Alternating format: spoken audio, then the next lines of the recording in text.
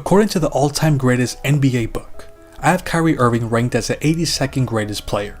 Since then, Nikola Jokic has passed him, as I revealed in a previous video. I have Kyrie just above Pete Maravich because to me, that's the type of player he is. Their skill set, the things that they can do with the ball, their scoring ability, and their talent level is all-time great. It's so good that you just can't have a greatest players list without them on it. But the resume is lackluster. Pistol Pete missed the playoffs for 5 straight seasons as a member of the New Orleans Jazz, and Kyrie Irving has accomplished squat since he left LeBron James and the Cleveland Cavaliers. As great as they are, they work better as your team's second best player. In the case of Kyrie, he's never been voted in the top 10 in MVP voting, and he's never been selected to the All-NBA first team. In fact, he's only been selected to one All-NBA second team. I just don't know if he's ever been considered a top 10 player in the league. But what he did for that 3-year stretch with the Cavs, making arguably the biggest shot in NBA history and helping Cleveland reach 3 straight finals appearances, is enough to be considered an all-timer. He proved that you can win with him as an integral part of the team. And that's one of the reasons that he keeps getting second and third and fourth chances. But ever since then, he has held his team back for reasons that have little to nothing to do with basketball. For example, we saw how he held the Boston Celtics back in the 2019 season, and they've only gotten better ever since. He was supposed to be a key piece, and if not, the best player on a young and promising team. But in the end, they couldn't wait to get rid of him, and they did very little to convince him to stay once his contract was up. However, he's not the first player to experience an ugly exit with a team. Wilt Chamberlain left on bad terms with the Warriors and the Sixers. Charles Barkley left on bad terms with the Sixers and the Suns. We remember what happened with Vince Carter and the Toronto Raptors, or Tracy McGrady and the Orlando Magic, so it happens. But what he's done the past 3 seasons is something we've never seen before in the history of the game, not from a player of his caliber. For example, he was a big reason why James Harden left the Brooklyn Nets due to the whole vaccination fiasco. Tim Daniels of Bleacher Report said that Harden mentioned that Irving's unavailability for home games definitely did impact the team. Yahoo Sports' Vincent Goodwill reported on the Posted Up with Chris Haynes podcast that the Nets' decision to reverse a prior announcement that Irving wouldn't return until he was eligible to become a full-time player was a turning point for Harden, who then began acting up until he was traded to Philly. Let's not forget that the Brooklyn Nets posted the best offensive rating for a single season in history, even with all that drama going on in 2021. Imagine what they could have accomplished if they kept that core together and had Kyrie on the floor for at least half of the season. But Kyrie couldn't coexist with Harden, and they had to trade one of the greatest players ever. Imagine that.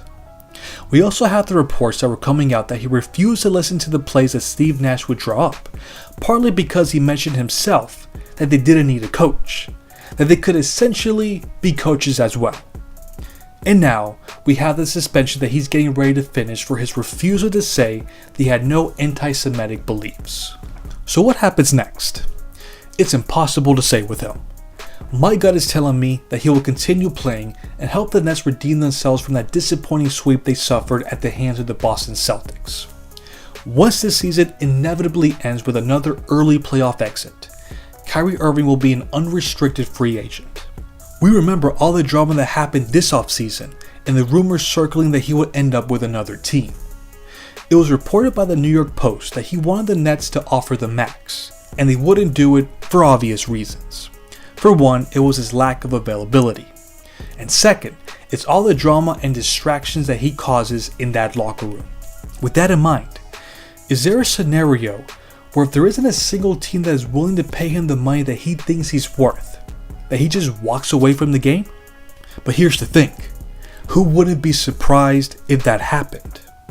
If his career ends with nobody wanting him at the age of 31 years old, what does that say about his legacy? It's not normal for a 7-time All-Star player to end their career that way and that early. That he's so unpredictable, so unreliable, and so controversial that no one wants to take a risk on him. Not even Dennis Rodman was pushed out of the league like that. He had a full career. He kept on playing until he was 38 years old. But I think teams will be hesitant to give him a chance for the price that he's asking for. We saw him not being able to make it work for a Boston Celtics team that made the finals 3 years after his departure and was one game away from reaching the finals when he got injured in 2018. Now we're seeing what's happening to a Brooklyn Nets team that was title favorites once upon a time, and now they're fighting just to reach the playoffs. So I look at all of this and I think to myself, did I overrate him? I was down on myself at first if he was a top 75 player because of all the backlash the league was receiving for snubbing him in that 75th team last season, and they were all coming from former and current players. But now, those same people are not taking his side on things anymore, and that's never a good thing. So I'm happy I went with my gut and snubbed him for my top 75. But the way he's sabotaging his career might be enough for some people to rethink where he should land among the all-time greats. For me, I think I have him in the right spot. It's not too low, but it's not too high. I just remember a time when all he did was play basketball, and we all marveled at the way he could take over important games with his all-world talents. There was a time when everyone wanted a player like that on their squad.